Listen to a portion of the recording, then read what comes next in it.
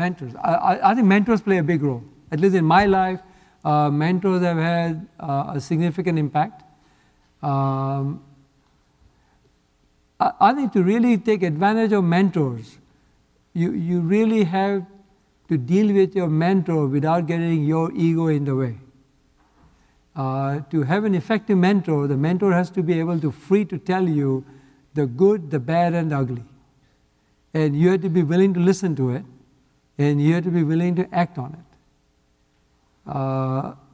Lot of mentor relationships break apart as soon as the entrepreneur becomes very successful. All of a sudden, the ego gets in the way. So if you really want to have a continuing mentor relationship, it's always very helpful. Especially if you are a founder and you are the CEO, it's a very lonely spot to be in. And it's very important to have a mentor who is not involved in your business day to day, who can give you honest advice, who can tell you what things you're doing right, what things you're doing wrong, who can help you come up with ways to solve problems that you may be faced with day to day. Because it's very difficult if you're a CEO to go to your direct reports to look for advice, because they're looking for advice from you. So it's very important for you to have somebody, either a lead board member on the board of directors, which is what my preference. My preference is to have a mentor on the board so that the mentor is aware of what's going on in the business, and the mentor usually becomes like a lead director.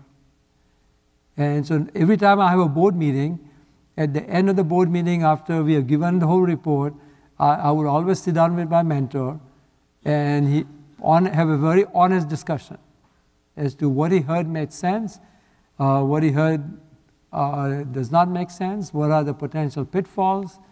And it's very tough to do.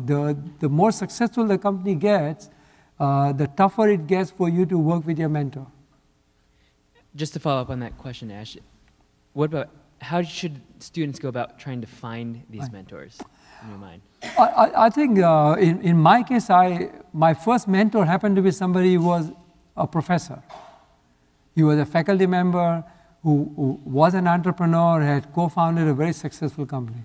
So he became my mentor.